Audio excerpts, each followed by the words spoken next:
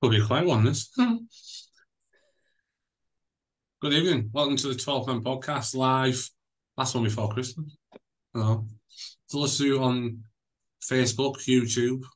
Hello, this is me. You don't see me often. This is me. I'm Steve Jackson. I'm in the main chair, as usual.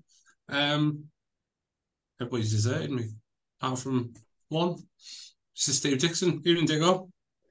Evening. I How was we thinking it doing? was just Middlesbrough that had a depleted situation, but it appears Hello. it's moved on to the 12th man podcast as well. We're down to the bare bones, Jacko. I know. There's only me and you left. I feel like Ian Payne. I've got nothing left. I'm delighted because nobody's going to argue with us this week. That's that's true. I can try, but I won't get very far. So, No, you asked the questions. that's a very good point, actually. Yeah, I do ask the question. So, yeah, I know it's a big podcast as well because we've got a big game tomorrow night as well. Massive game. So Huge game, yeah. it is huge. So, the game. So yeah, we'll talk about what's happened in the past week. Ups and downs for the Boro. Defeat against Hull, win against Swansea, and then we'll put some emphasis on the cup quarter final. Massive game against Port Vale. Don't take them lightly. And we'll discuss what Conor Ripley said today as well. Yeah, Yes. 100%. Yeah.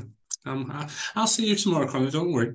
Um, but yeah, as always, get your comments in, get your thoughts in, and yeah, we'll get stuck in. First 5 minutes, you're going to hear Dick voice because he's going to talk me through a really disappointing defeat on Wednesday night. A really disappointing defeat against Hull. We started really well, got the goal. Was in the first 5-10 minutes with Latte scoring his seventh of the season, and after that, we couldn't get that second goal, which proved really crucial because the second half we just seemed to fall away and our legs seemed to, I suppose, buckle from beneath us, and we just looked a bit lethargic. And talk us through it. Well, I thought we're not going to go on all night about the whole game because we've moved on since then, as you know. But the whole game was really, I was really frustrated and annoyed at the end of it because Hull were there for the taking. Middlesbrough started off; they were the better side by far. Got just what we needed. We got the early goal. We'll let you laugh, and you thought, right, let's put these to the sword. And there was a key moment in the game, which you know what I'm going to say, which was Isaiah Jones. Yeah. Isaiah Jones goes through on goal. Mm. He puts that away. I honestly think Middlesbrough go win that game 3-4. It's game over. That goes in the net. And he missed it. And at that moment, I remember thinking and saying, I hope we don't go on to regret that. We need to get a second now and put these away. And for, we did have chances after that, but we just couldn't get that second goal. And the longer it went, you just thought the first chance Hull get, you just sensed they were going to take it. Oh, there's JD's back, so I am going to have an argument tonight after all. Yeah. Evening, John. You all right? No, then how are you doing? You okay? Someone We looks just down. we, we, Someone we've looks just dapper. started to discuss Hull City, unfortunately. Yeah. No, well, I'll let you continue, and then I'll Yeah, just yeah. shout you down. I'll shout you Yeah. down whenever. No, I was just all I was saying was basically that I was so frustrated at the end of that game because I thought Middlesbrough were by far and away the better side, and I felt it was self inflicted. And the key moment in the game was Isaiah Jones's miss. I thought that goes 2-0. I think Middlesbrough comfortably win the game. And the longer it went without getting the second goal, um, you just sensed the first chance they got, they were going to take it. And that's what happened. And even after, Hull got back in the game and eventually went 2-1 up, the chances Middlesbrough had, it was at the end of that game, I just felt so deflated and frustrated because I don't, if you lose a game because the opposition's better or the keeper's had a blinder or there's reasons for it, but I just felt the game against Hull was really self-inflicted damage. It was, we conceded two poor goals defensively, Mm. and apart from that, Middlesbrough dominated the game with a better side. And for me, it was a real bad game to lose because we lost to a team in and around with was another opportunity for Middlesbrough to push into that top 6 area. And after the game, I felt really down after that defeat, because I felt it was a damaging one. But as I say, the Championship's a cruel league. You've got to take your chances when you're on top. You've got to take them. And as I say, that Isaiah Jones' chance was key for me. It was me as well. I can't really disagree with anything you say there. I mean, the 2 goals, JD, were just. It's hard to pick out individuals because it was a collective errors that caused the 2 goals to go in. There was people missing the markers, poor clearances. It was just a messy second half for me. Yeah, I'd love to disagree also with Steve Dicko, but I can't. It's fair enough. Yeah, I mean, we took the lead. We were the better team first half, and I agree. Isaiah Jones should have made it 2-0, and that would have been, if not game over, it just gives us that breathing space. But 1-0 is always a precarious scoreline.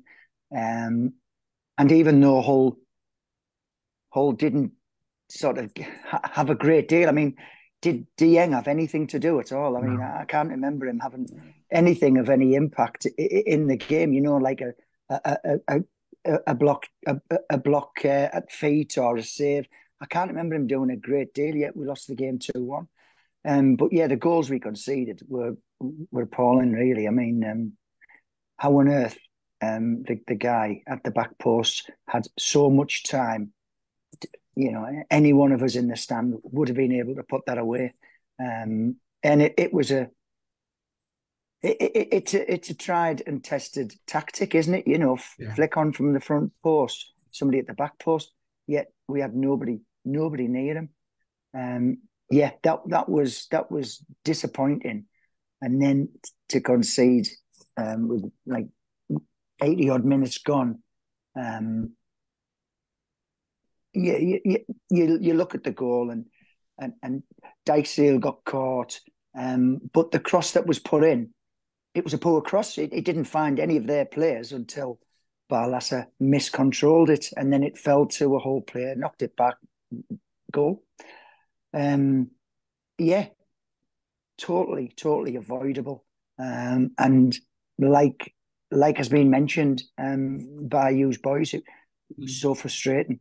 Game we didn't deserve to lose, but we lost. And all that matters at the end of 90 minutes is the scoreline, really. And Hull walked away with 3 points, and bitterly disappointing. It really was. I mean, you mentioned there about the first goal as well. The first goal was really disappointing simply because it's not the first time it's happened. There's been a fair few I've spotted this season. Most recently at Bristol City, the ball's been come from the front to the back, and no one's been there to stop it. And it's just really it's things we're not learning from, which I'm a bit annoyed about. But it's another reason why I'm not a fan. I never have been of zonal marking. I still would prefer me defence to be man for man. I'd like to see full-backs on posts, old school. I still don't like the zonal marking. I think it gives people a get-out clause where, was that your area? Was that my area? And there was an element of that. Whose zone was that then? Because there was not a player in sight. I think it was Barlaser's man that pulled away from him, but also when it does break to the back post, it's a free header. There's nobody on the posts to challenge him. I tried to stop it, and that's why for me, I wish Middlesbrough would go back to a little bit more old school man-to-man marking. Pick your players up, do your job, get the full back on the post. As an ex-keeper, as I say, I would hate to have been playing in goal with nobody on the post, or at least one on a post. If I'm in goal and I'm taking the back post and saying this is my area, I'd have a full back on the front post. To have nobody on either post when a corner's coming in, for me, danger signs there straight away, because anything can happen in a corner, deflection, what have you. So I wish it would change from that, but it seems to be the modern way now. It's the way the game's going.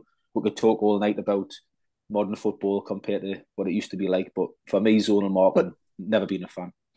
Well, to be fair, I mean, if the keeper's going to take a central position, then the striker or whoever gets on the end of the cross, he's not going to head it towards the middle of the goal. Yeah, if he gets the touch that he wants, he's going to head for either corner, isn't he? So to have nobody on the corners, it just seems a bit silly. I mean, the reason behind it is obviously because if you haven't got two men on the posts, you've got two more bodies in the box to mark players or an area, and be there to block it or head it or what have you. For me, it's to me, I'd rather be more solid and have people on at least one defender should be on the post.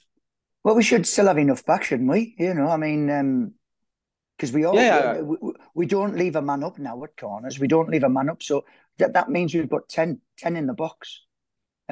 So put one on either post, and you've still got eight Boro players looking to intercept the ball as it comes in. Surely that should be enough. 100% agree. 100%. It's a modern thing, It's just the way they do the statistics of chances going in on corners with men on posts, chances going in on corners, zonal marking. In the modern way, is they think that it's less likely that people are going to score if you've got more men marking areas. But for me, the reality is it doesn't work. And there's time and time again you see goals going in, and you go, not just Middlesbrough's games, all games you go, if they just had somebody on the post, you'd kick it off the line. It just goes over, the keeper's beaten because, like you say, it's going to be a close header from close range. And the keeper can't react if it goes in the corners. And if there's nobody on the posts, it's a goal. Mm-hmm. There you go. Take a snippet. We've both agreed. I say I can't really disagree with anything you just said. The only thing I'd probably add to it is when growing up for me, I was always told front post was keeper's area. Anything that came towards front post, keepers should never get beat at the front post. So for us to all of a sudden not have anybody on neither post, I'm not a fan. So, but hey ho, that's another discussion for another day. I can't wait to go into it. Got tenfold if we could, but right. I'm not going to ask for a man of the match because it was just a really bad. The only thing we'll ask: are you on tea or coffee? It's just tea. I'm not a coffee man. Doesn't need that kick up, do you? Right. Right, here we go. Swansea. This turned out, JD, to be a massive, massive game because of the midweek results. And to put a bit of emphasis on a cup quarter final, we need a bit of momentum. All of a sudden, first time in Carrick's career, he's lost 3 games in a row in the Championship. We looked like we were stuttering, and it looked like we needed a bit of a change. Obviously, we made the one change in Bangura coming in for Engel. Talk me through it. I mean, what turned out to be a very big win on a very, very wet and dreary South Wales afternoon. Yeah, well, we needed it. If we are going to limp along, so to speak, while our key injured players come back to fitness, and also hopefully we can add to our squad in the January transfer window. If we can limp along, pick up results, and just keep ourselves within that chasing pack, we've got to do that. Top 6 has got to be what our aim is this season, and it's still not beyond us. So to pick up a win on Saturday with I would say a fairly average performance was massive, and it cheered up everybody who went down there, no end, and I'll probably say this, everybody travelling home on my bus and no doubt the other buses that were there and on the trains and cars, they'll have enjoyed it because it's not often that you see Boro get a little bit of luck and capitalise on it. So yeah, it was a massive win. It was, and you say that about a bit of luck. I mean, I'll come into that a little bit. But the goal came. I talked about this last week. Obviously, timings of goals is huge for me, and we scored at a perfect time again. Because it was just before half-time, a few minutes before half-time, the ball through from Crooks to Greenwood. Another good finish from Greenwood. sometimes he's not in games and he's not. You think, what did he bring into the game? But all of a sudden he'll pop up like that because he was doing exactly the same on Saturday. He was hovering about the box a little bit, linking the play up a little bit, but then all of a sudden, pouncing, he got the goal to make it 1-0.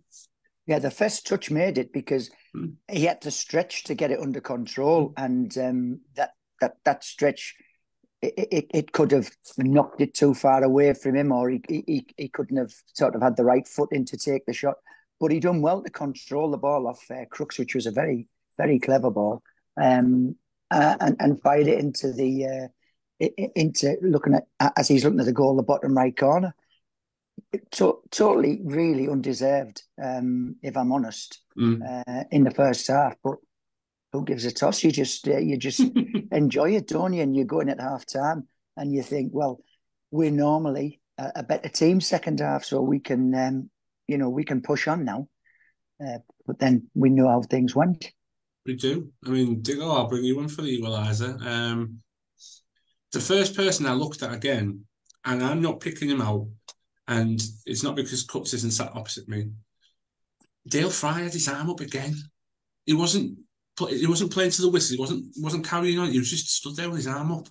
And Law's behind him, unmarked, free header, 1-1. All of a sudden, Swansea level, they're back in the game. Yeah, it was a disappointing goal to concede. It was too easy, really. It was just a cross in the box. You've got two big centre halves in Vandenberg and Fry. One of them's got to deal with it, and Fry was nowhere near his man. Vandenberg was behind. I think Vandenberg was, to be fair, it wasn't his man, it was Fry's, but he was trying to play the offside. And he was playing him onside. I've watched it back. He was definitely onside. And it was a free header. And as I say, it's these little things that Middlesbrough need to try to eradicate out the game to make it better. What I would say is, just going back to the whole game and how frustrated I was and disappointed. I've been on here the last few weeks, me and John going at it about this, that, and the other, about the Leeds game, and was it entertaining and was it not? Everybody sees games differently and what they do. But I was saying on here that I wish Middlesbrough had better game management, and I'm not interested in entertainment. I want to see my team win. And on Saturday, I was really chuffed because certainly second half, I thought Middlesbrough's game management was much better. I thought we defended much better. We cleared our lines. We made it difficult for Swansea when we got our noses in front. We didn't look like conceding a second goal. And like John says, all the Boro fans go back home and the bus is bouncing because Middlesbrough have won. And that's what I was trying to allude to the last few weeks when I was saying I wish Middlesbrough, certainly away from home, would just maybe try and change tactics a little bit, set up a little bit better, a little bit harder to beat. And, you go to the Leeds game. What was Saturday better than watching Leeds? Well, not on the eye to the nation watching. No, it wasn't, because the Swansea game was a drab affair. It was a poor game in poor conditions. But all those Middlesbrough fans going home from Swansea have been delighted because I thought we dug in a little bit on Saturday. And I will praise Michael Carrick a little bit on Saturday as well, because I think he did change his tactics and he had Middlesbrough a little bit more defensively, working for each other, and people were doing the hard yards and putting a few tackles in. Johnny Howson was aggressive in the midfield, which he's not that type of player, but he was on Saturday. He put a few tackles in, a few players got booked, and I was delighted on Saturday night taking the 3 points, and we basically done to Swansea what Hull done to us, if that makes sense. Couldn't agree more. Couldn't agree more. And then I'll bring you back in, JD. The slice of luck that you mentioned, obviously that pass back from the defender back to the keeper Rushworth. I mean, I've watched it back a few times and I still don't know why the keeper picked it up. I really don't know. And I imagine it was probably the same behind the goal to see that as well. And then you think the angle wasn't great. It was, I think they had 7 or 8 men on the line. But Silvera picked an absolutely perfect spot. Because the funny thing was, I mean, I didn't watch it with Boro commentary on it, but Craig Hickney was on commentary and he went, has to go high. There's no way it can go low, can't go low. where did he put it? Straight in the bottom corner, bang, 2-1. All of a sudden, we've got a lead to defend for the last 15 minutes, and like Dicko said, we managed that so perfectly well because I can't remember a really iffy moment where I thought they might score it, yeah. And we managed it really well and got the 3 points. Yeah, I can't remember in any game that I've watched the last time a foul like that was given. For back pass. I mean, the keeper must have just had a rush of blood and picked it up. Like you say, he had enough time just to put his laces through it and clear it up the pitch. But yeah, we took advantage. And as for Hignett saying hit it I was saying exactly the same thing to the lads who were on the bus who stood next to me in the stands, and I just said, there's that gap just under the bar. You've got to try and smash it just under the bar, and nobody's going to get the head to it. So I thought, I've seen the clip with Higgy's commentary, and I would have agreed with him totally. But like I say, Silvera found a way, found the gap, and fantastic when we scored. Absolutely brilliant, and I thought we'd done really well after that to hang on. Possibly could have got a third when Jones went through late on, but smashed the underside of the bar. But yeah, it was great to take the lead. Absolutely fantastic. Yeah, a game I don't think we deserved to win, but we won. It doesn't matter. The Sunday papers, the websites all say Swansea won, Middlesbrough 2, and that's what matters. Exactly. That is all that matters. Is the scoreline in the top left-hand corner or right-hand corner, whatever corner you have it in. But you know what I mean. I hope moving forward, that's what we'll do now. Certainly, when we've got these injuries to key players and we haven't got many options on the bench to change it, we've got some really good players missing. I hope the next few games that we'll play away from home, that's what we do. We just dig in, graft, put tackles in, work for each other, try and nick a goal or two, and come away with something from away from home. Because I think we'll get more points that way at the minute. Now, I understand once we're back to full strength and got all the options on the bench and hopefully a few signings coming in January and different options, maybe another striker comes in, we can play the Michael Carrick way home and away and hopefully entertain and score lots of goals. But at the minute, just do what you've done at Swansea, graft, dig in, work hard, get the job done and get out. And that's what I hope to do, because I think this has been needed. We should have been doing this the last few weeks when we've been struggling for options.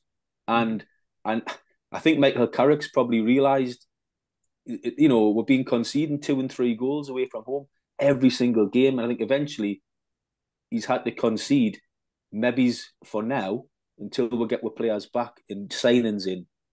It's not the way to go. And I think Michael Carrick got a bang on against Swansea. I thought against Hull, when we were 1-0 up, we controlled the game, but there didn't seem to be any urgency.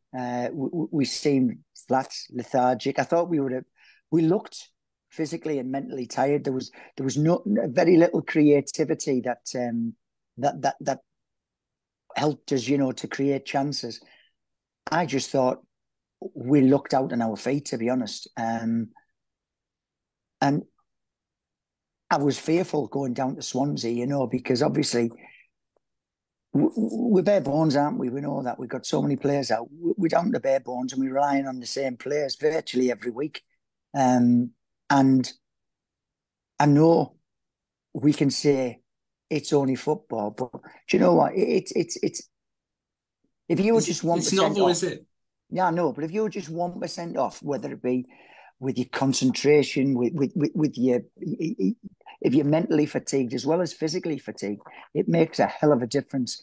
And yeah, I was a little bit worried going into the Swansea game after seeing us against Hull that, it was starting to take its toll. So I was really, really chuffed to get the win. Yeah, absolutely. It was a massive win, and it was a credit to the 400 fans that were stood behind that goal as well. They say they give everything all game as usual. I keep saying it every week. I'll never get tired of saying it. Best fans in the country, and they always will be.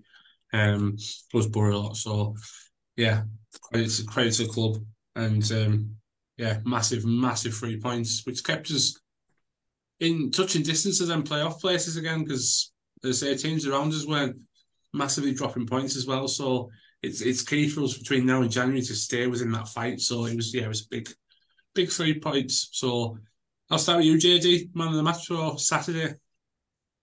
Well, there was a couple of players who caught my eye. Vandenberg had a steady game, but I thought John Howson was brilliant. Just what I wanted him to do was to sort of like show, play the captain's role, lead by example, and I think he done that. I think he was easily for me the best midfielder on the pitch, yeah, I'd give him my man of the match definitely. There you go. There you go. Well, this is an easy one because I 100% agree with John. I thought we needed a leader in the circumstances that we're in. A lot of young players on the pitch as we've got, and I thought Johnny Howson led by example. He put his tackles in, he worked hard, he had flashes of quality, his passing was good, and he put in a fantastic display for me. There was a few decent displays. I agree again. Vandenberg had a solid display. I thought Bangura done okay coming into the team, but Johnny Howson for me was the best player on the pitch. So I totally agree. Yeah, I'm going to go for House. I know. Obviously, I was at the match, so I didn't hear the T's commentary. Who got their man of the match? I was literally just about to say Vandenberg. Yeah, Matt Vandenberg. Right. Yeah, okay. He got the T's man of the match. He got I think it was the fans vote on the website. They gave Vandenberg man of the match as well. No, that's fair enough. Yeah, I can understand that because, like I say, he if Neil Madison had been on, it would have been Johnny Howson. Because he loves him, so it would have been guaranteed. If Madison was on, it would have been Johnny Howson. Well, Vandenberg was instrumental in sort of like repelling their second half efforts. At 1-1, you fear that the game's going to go away from you, but we managed to keep him at bay, and Rav played a massive part in that. He did absolutely. And the other day he probably would have got me man of the match, but I thought Johnny Howson put a real captain's performance in Saturday. I thought he was really good. Just steady things in midfield, and helped towards a massive 3 points. So it was a bit scary at the end when Dieng had to be substituted. What's the news? I haven't sort of read anything. What's the news on the injury? If you chat between yourselves, ask each other how many sugars you have in your tea or something. I'll have a look. Well, press conference today, Steve. Had a little delve into that, and what they're saying is they're hoping it's not too serious. He wouldn't have played tomorrow night anyway. They were going to start Glover tomorrow night, regardless if Dieng was fit or not. Yeah, and they'll see if he's fit for West Brom on Saturday. But they're hoping that he's not going to be out too long. I mean, my big. They were talking about the goalkeeping situation today in the press conference again, and looking at the options, and they're not sure if Glover's going to go with Australia or not because he wasn't in the last Australian squad. So I get the feeling if Glover doesn't go with Australia, we might stay with Glover, and John Jones will just play as sub-keeper while he's away. Whether they think that's good enough, I don't know. However, if Glover goes, I'm looking at it and thinking we could be in a semi-final of the League Cup, Aston Villa in the FA Cup, 5 or 6 real big championship games, obviously the Derby game against Sunderland. Mm-hmm.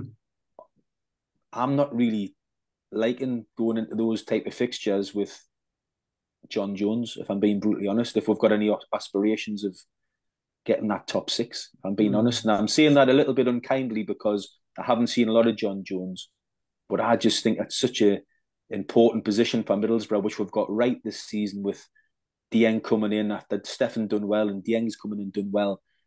To sort of go to a keeper that's third choice in his 30s, played for Wigan, to go into those fixtures possibly against a Newcastle or Chelsea in a big cup semi-final, Aston Villa in the FA Cup, and as I say, Derby games. I think we maybe need to do something in January. Personally, I don't know what you guys think.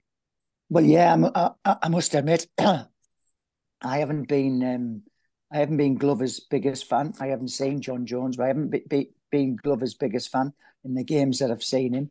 He just looks as though he's capable of a mistake in every game.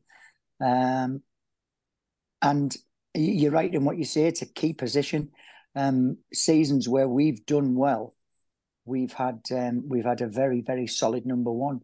We had Randolph, Dimmy. It's important. It's such a big role, and with the style of play that we're adopting now under Carrick, where we play out from the back a lot, it's even more important. So yeah, I can't see it if both do go on cup duty. I can't see us pitching our third choice keeper for so many key games. So we'll have to see what happens. It's a worry, isn't it? Yeah, it's something to look at. I mean, I'll look at Jamie Jones. If you just keep looking at John Jones, you can crack on. I'll look at Jamie Jones. Who's John? What's John Jones is UFC, isn't he? Yes. I knew with John Jones a UFC. I'm on someone had a late Saturday night like I did. Maybe John Jones would be a good option in goal because he knocked seven bells out of everybody. He done that deliberately. He mugged me off there just for me to follow that. Yeah, so like I said, I haven't seen John Jones and I haven't seen Jamie Jones either. Both good with their hands, apparently. Yeah. But like I say, I've just been reading up as you've been talking about some UFC fighter. But yeah, Boro are braced for obviously decisions on the call-ups for January, etc. So, things will become a bit clearer in the coming days. Jason's popped up. He was in Disneyland, by the way. Working, not being a kid. Stefan back in January? Question mark. Well, it's been rumoured, and you know what it is? It's got to have some sort of legs because he hasn't played. He needs game time for himself. He's not doing anything at Man City. If he's fit, and if we could do a short-term loan for, say, 3 months or something like that, for him to come in, I would be all for it, perfectly, because he knows how we play. He knows the club. It would help him and it would help us on a short-term basis.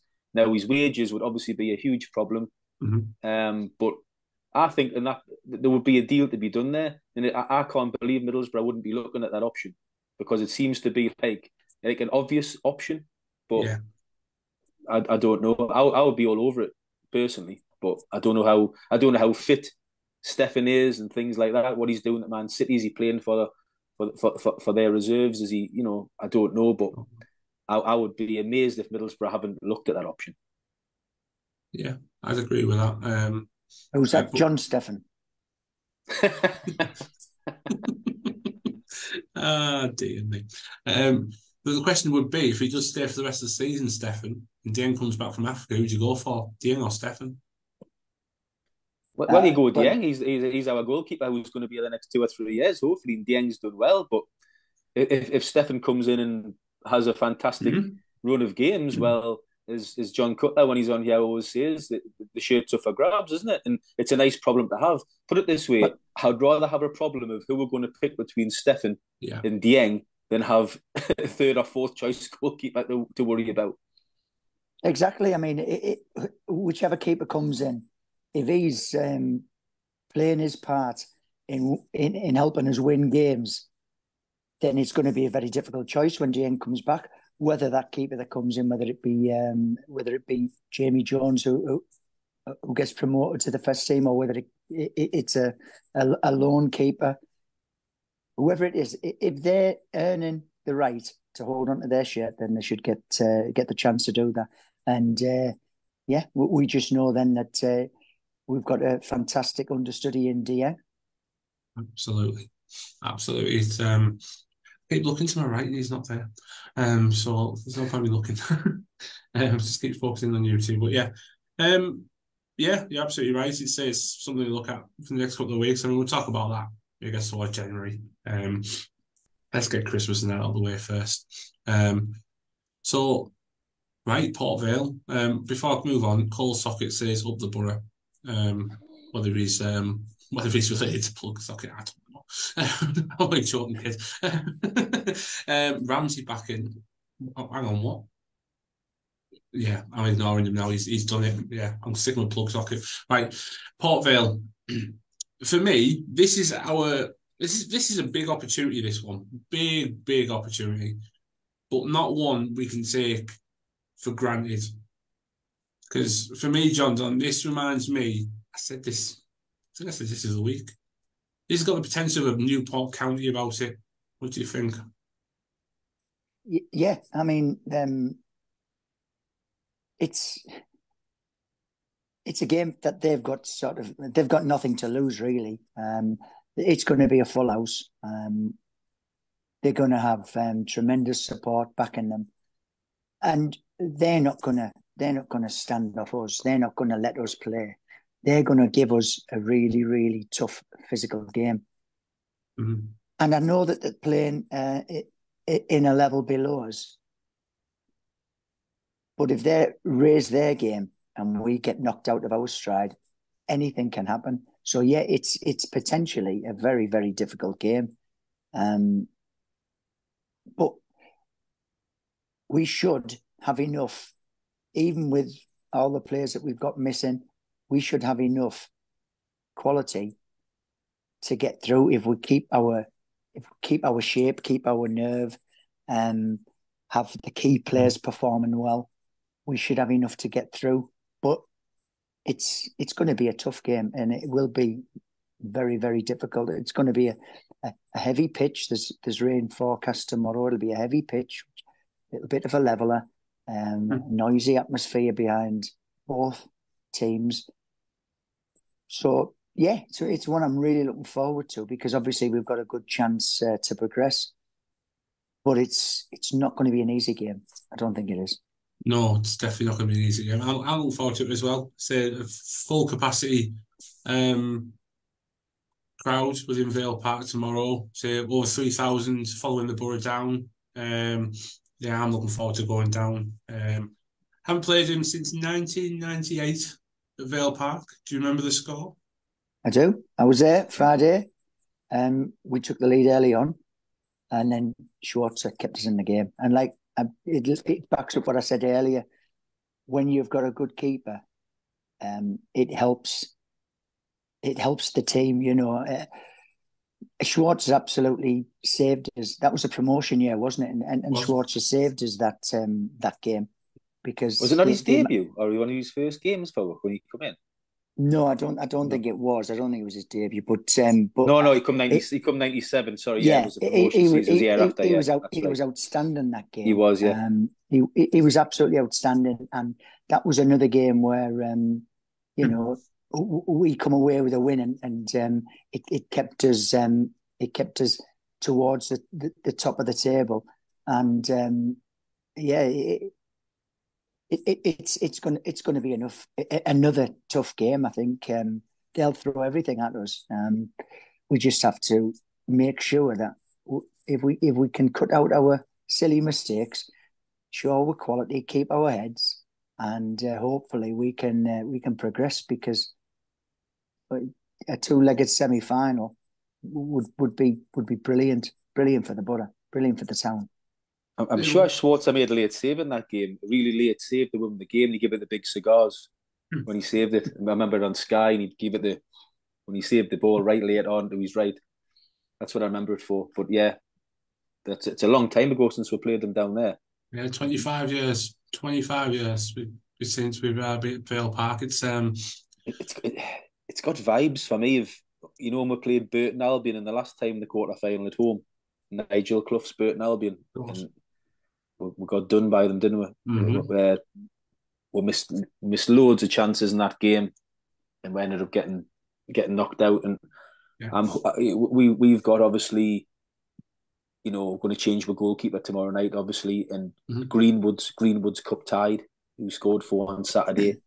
We're down to the bare bones options on the bench. So I was just about to say to you, I mean, usually we sit here with these cup ties against, without being disrespectful to the lesser teams that we've played so far, and we think, well, how many changes can we make to make, you know, without it making too much of an impact? But we're now at a point where we can't make them changes because we haven't got changes to make now, have we?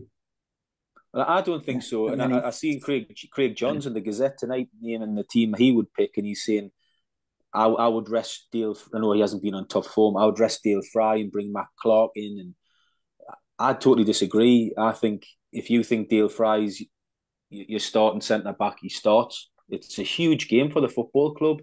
Yes. Massive, massive game. It's our first opportunity to make a semi-final since Steaua Bucharest in 2006. It's a huge game to be in a major competition in a semi-final, 2 legs, live on Sky, around the nation. It's a huge pull for players to join Middlesbrough, knowing Middlesbrough in a semi-final when it comes to January. It'll give the fans a huge lift.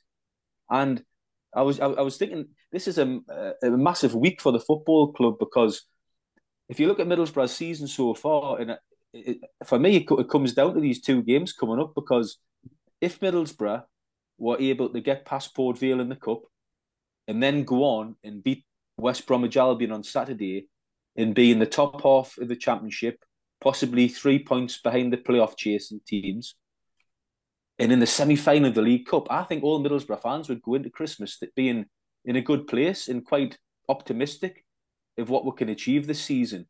But on the reverse of that, and you go, we'll get done in a cup upset by Port Vale and don't beat West Brom and languishing in the bottom half of the Championship, I think most fans, well, me personally, I would put it as a poor start of the season. And I know it's daft to put your whole season resting on 2 games, but to me, it is on that sort of balance. It's on that seesaw where it's like, win these 2 games, it's been actually not too bad a start of the season. Lose these 2 games, disappointing. I don't know what you guys think. Well, you answer that one first, John Don. Yeah, okay, yeah. Yeah, this time of year, games come thick and fast. I mean, 8 games in December. We've played 4 already. Have we played 4? Yeah. And you know, it's a busy time for fans. You know, we've got 3 sellout away games to go, and then in between 2 of them we've got West Brom. Yeah, it's going to absolutely push our resources to the limit, and we've got to be hopeful. You know that we can draw on all the energy to get through Tuesday. Just get through Tuesday first. Take it one game at a time. I know it's an old cliche, but it's true. Take it one game at a time. Try get through Tuesday, and then have a couple of days rest. Just lightly train, have massage, get fit bodies back if we can, and then take on West Brom on the 23rd. And I wouldn't say losing both games would destroy our season, but it certainly will not help. You know, we've got the chance. We've got the chance to get through to a cup semi-final, as you mentioned, and if we can get something against West Brom, especially the win against West Brom, then we're still in the mix, looking for a playoff place. I wouldn't say the 2 games are going to define our season. Oh no! I'm not saying that, John. I'm just saying, you know, at the minute, Middlesbrough fans, the mindset is, that's what my mindset is at the moment. If we were to win both those games, I would look on Middlesbrough seasons when I'm sitting with a beer on Boxing Day, thinking we're doing okay here. We're in a semi-final, we're in the top half of the league. We've had a lot of injuries, a lot of disruption, new players coming in. We're in the top half. We're through in the cup semi-final. That's not too bad a start of the season for me. I'll take it. But if we're to lose both, and I know it's only 2 games difference, but if we're to lose both, the mindset would be, Christ, we're out the semi-final now, out of a semi-final, you know, a big money spinner for the club, and also something to really look forward to in January. And we're now languishing like 14th, 15th in the league, and we're maybe 9-10 points off the playoffs. I think that's a big swing. And it's just the way that the situation is with points, the way we're at the moment, the way the cup games just happen to be now. It's just circumstance, but I think it's a big week for the club. It is a Yeah, big week. certainly. I agree. It's a big week for the club, and you know, I just really hope that we can, like I say, limp through this month and try and get some players back. Um, then hopefully when January comes, we've identified targets. We can bring them in to bolster our numbers. And then, I'd like us to be in a good position after Coventry. We've got the cup game and then 3 league games against West Brom, Rotherham, Coventry. I'd like to be in a similar Huddersfield as well, position to Huddersfield where we jammed are in. now. Huddersfield, that's right. Sorry, I missed Huddersfield out. Yeah. Yeah. So, I would like to think that come the Coventry game, we are still where we are now. We've kept in touch with the chasing pack. If we can do that with all the problems that we've encountered with our squad, I think that's okay. That's okay. Obviously, I would love us to pick up maximum points in most of the games, but that's not always going to happen. But like I say, come Coventry, and with the transfer window open, if we can be in a similar position to where we are now, 5, 6, or even less points away from the playoffs, I'll be okay with that personally. It's funny because this run of games has come at a time when we're struggling to get players on the pitch and people fit. And if you look at if we'd had a fully fit squad at the minute, or a near fully fit squad at the minute, you'd be looking at these fixtures against Port Vale and West Brom and Huddersfield and Rotherham and Coventry, and I'd be saying we can win all these. I'd be thinking we can win all these and be up there in the top 6 if we had a fully fit or near fully fit squad, because I think they're all winnable. I think the only sort of, like you say, we're not going to win them all mentality is just because we know how threadbare the squad is. But if we can get a couple of bodies back, I think all these games coming up are winnable. I really do. Yeah, I absolutely. think we can move up that league. Yeah, I mean, Colin's put up. He's always on. He's always on our Facebook Live. We really appreciate all your comments that come through. I'm gonna have to get Colin on live. He really does contribute so much. He's mentioned we are 5 points better off than we were this time last season, which is quite surprising when you hear it out loud. But, which is a great statistic, but I'm not a fan of comparing season to season because they're all different. It's like if you check the top 2 points totals from this season to last season, they're massively different. And the gap, the teams this season who are top, Leicester and Ipswich, their points gap is much higher than it was last season with Sheffield United and stuff like that. So I think every season you just got to take on merit. I know it's and the Middlesbrough squad's totally different to last season, and I don't see Middlesbrough having a run after January like we did last season with Akpom and Archer and all. I don't see that this season, but that doesn't mean we can't make the playoffs still. I just think you've got to manage your season on season because there's different teams, different clubs, in the league this year than there was last year. Big clubs in the league this year, like your Leeds and your Southamptons and your Leicesters. And I think it's an extremely tough division this year.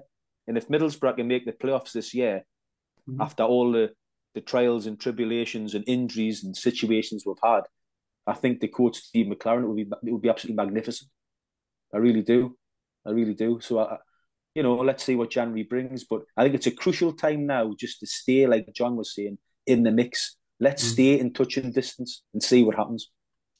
I thought you were going to come up with some Dutch quote then. He says, Steve McLaren says, what was a Dutch quote? Don't get me doing the Dutch again. I've already been done for that once up, John. I know. I need to snip that.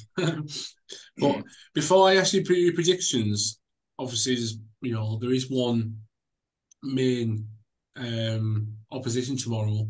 Obviously, in goal for Port Vale is former Boro keeper Conor Ripley. He came out. Do you know there's 3 ex-Boro players in their squad? Well, I don't want to talk about the other 2. I want to talk about these ones. Go on, name them. Which are the other 2? Well, the other one's a goalkeeper as well. Jason Leutwiler. Leutwiler, yeah, that's right. Yeah, it's funny because Ripley and Leutwiler seem to have had a lot of similar, being at clubs at the same time, haven't they? Yeah, they have, yeah. And the other one's obviously big Uche Ekpezu, who will probably be on the bench for them tomorrow night. Oh, I forgot Uche played for them. I love doing yeah. Anyway, before I start reminiscing. So my point, Ripley came out with a quote today. A very, if I put that up in the dressing room, or if I put that up on our bus, I guarantee a few will be going, well, give me a few expletives towards it. I mean, the quote that came out, I'll read the final little bit. Because you saw about, Boro's done so much for me. I'm so grateful. However, I'm not here to be a fanboy. I'm here to knock Boro out of the League Cup. Straight to the point. So then, and he also, and into the beginning as well, getting Middlesbrough has gave us a really good chance to get through to the next round of the cup. No disrespect, but the other teams are clearly better.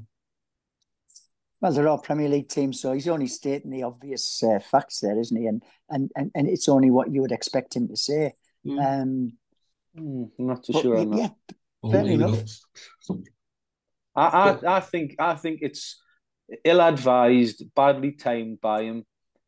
What he's saying isn't factually wrong, but as a supposed big Middlesbrough supporter and ex-Middlesbrough professional player, and his dad was obviously a Middlesbrough legend, I think he's ill-advised to say what he said, because I think a lot of people will say, well, he's only stating the truth or the obvious, but I think a lot of Middlesbrough supporters will take it as a little bit of an insult.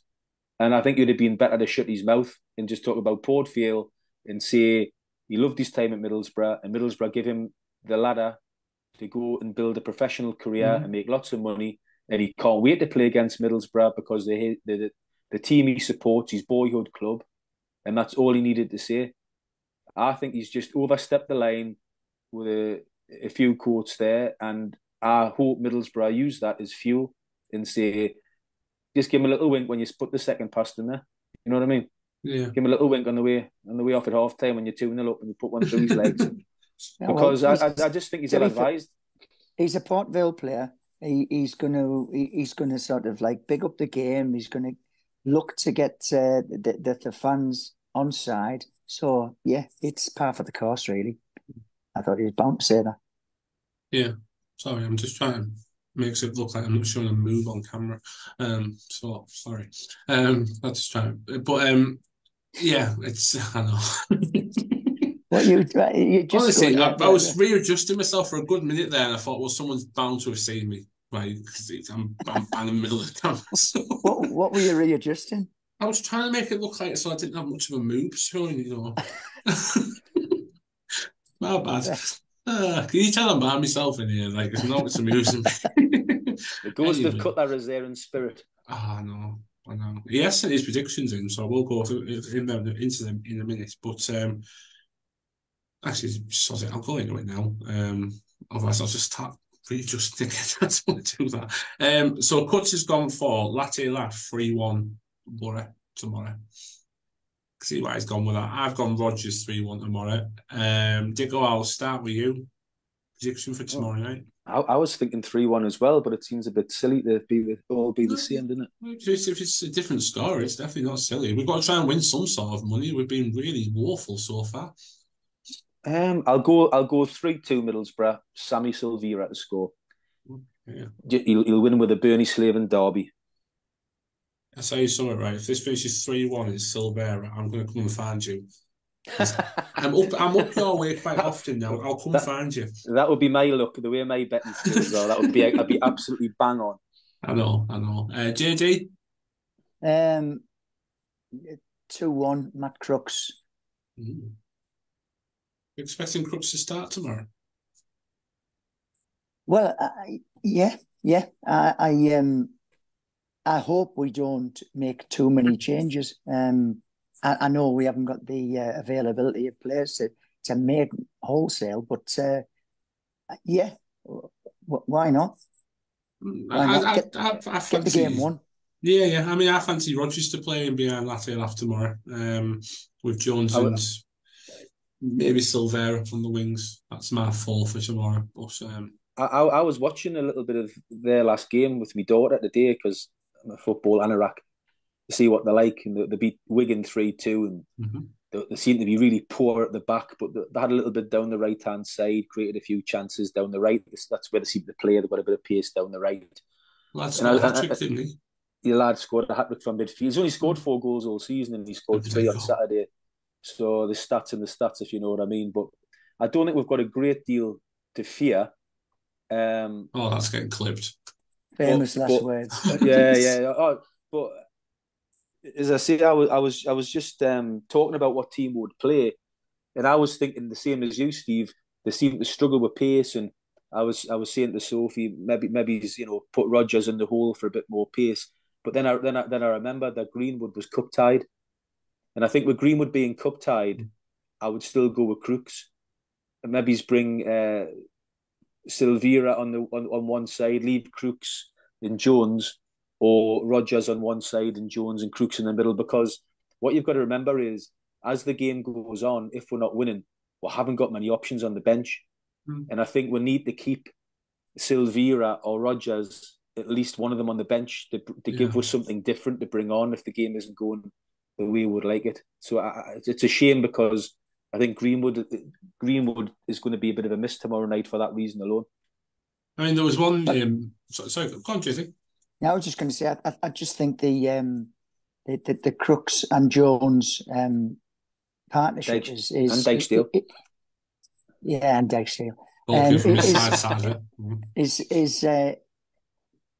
It works, and I just hope that we can maybe, shall we say, try and get the job done fairly early, and then take some of the bigger players off after 60, 70 minutes, and keep them for the West Brom game. But that's how I would like it to pan out. But like I said earlier, I think it's going to be a tough night. Yeah, this is Middlesbrough. But don't do anything simple, John. You know that. Yeah, true. I know. Yeah. This is going to be a tough one. This one really tough. And I mean, there's a couple of names that popped up on the bench on Saturday. I say Daniel Cumbra and Cal Kavanagh as well. You see, he's really firing him in for the under 21s. I don't know if he's playing in the game that they're playing currently tonight. Don't know, but I say Kavanagh, he's really has hit form for them, and I say the little move he had last season probably did him a bit of good as well. And I say he's an option to bring on last 15 minutes if we need him. Just obviously, once the game's sewn up, give him a bit of experience in a high-profile cup tie, and he's a real talent. And if you haven't watched him before, I'd suggest having a look at him, because he's really, really good. So I would love to see him be given a chance. He's a natural goal scorer. He's not physically big, but if you can put the ball in the back of the net, that's the most important thing in football. And I think he's got that. And I would love him to get a chance. I was screaming for him to come on Saturday. Just put him on for Latte Lath, who was out on his feet. I was thinking, just put Cav on for the last 10 minutes. Latte Lath, just tell him to run around and work hard and give him a bit of experience. And it's the same on tomorrow night. We haven't got a lot of options, and I would like to see him tomorrow night come on and be given a chance, because I think he's a fox in the box. Like what Bernie Slavin was. He's a type of player that'll just be in there and around the 6-yard box and stick the ball in the back of the net. He might not offer you holding the ball up and all that type of thing, but I think he's sharp around the box, and he's a natural goal scorer, and he's scored a hell of a lot of goals at all the levels he's played for Middlesbrough. So I'm quite excited by him, because I do see him scoring goals for Middlesbrough if he gets the chance. Absolutely. He will get given a chance one day, so he'll get a chance like Colburn guy, and he'll take it, because he says, a guy, the boy's a talent. He's one of the prospects coming through the academy, another one. So his dad wasn't bad either. No, he wasn't. Wasn't a bad midfielder. So you can see his dad usually most Saturdays in Yarm, by the way, if you want to go and have a chat with him about his footy. Just letting you know. But right, I'll get your predictions out of you for West Brom then. Coach has gone for Jones 2-1. I've gone Howson 1-1. Sorry. And I think West Brom's a really tough game. I like West Brom as well. They're a bit of a bogey side for the Boro. So, JD, I'll start with you on this one. 2-0.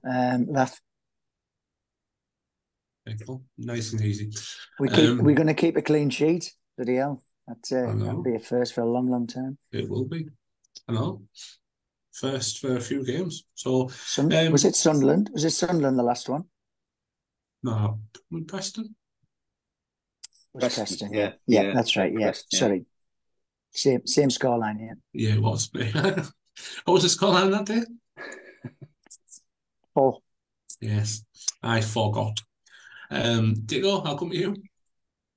I haven't been impressed with West Brom what I've seen of them, to be honest with you, of late. I think they seem to be struggling. I wasn't Sunderland dismantled them the other week as well, and It is. I think if we can get through against Port Vale and get the supporters right behind with on Saturday with a good win tomorrow night, I think we can go on and use that energy and nick a 2-1 win against West Brom. And I'll go. Who should I go? I'll go Rogers 2-1. I mean, they've got the luxury of all week to prepare, haven't they? We've got Yeah, yeah. obviously a game Tuesday, Yeah. But I so think that's why I mean, John, it's just like if we can beat Port Vale, I think the bounce that it'll give the players to get to a semi-final and the supporters in the Riverside on Saturday, no more in a semi-final.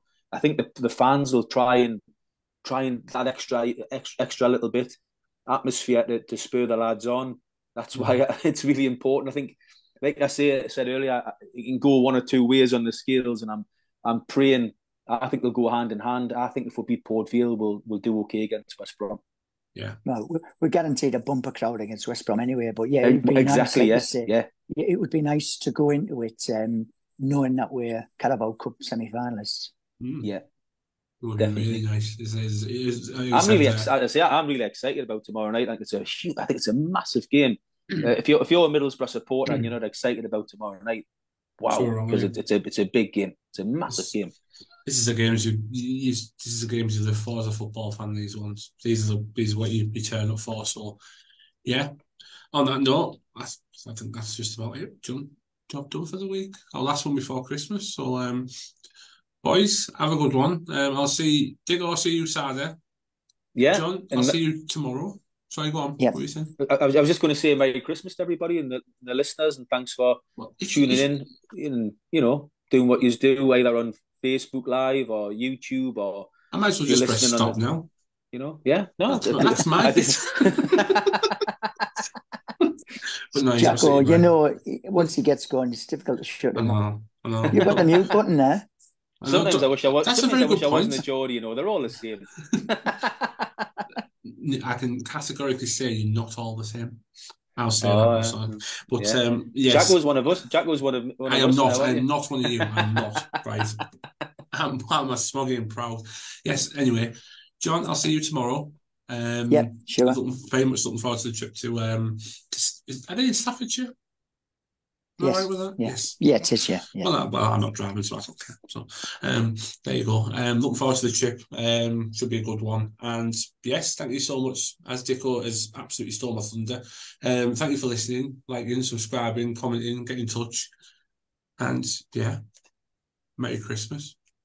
Merry Christmas, everyone. Really appreciate your involvement in this. So keep it up. Thank you. Yeah, thank you so much. And yeah, we'll talk to you again next week. Don't drink too much. I'll sit there. Up at Boro. Cheers, boys. Come on, Boro. Come on.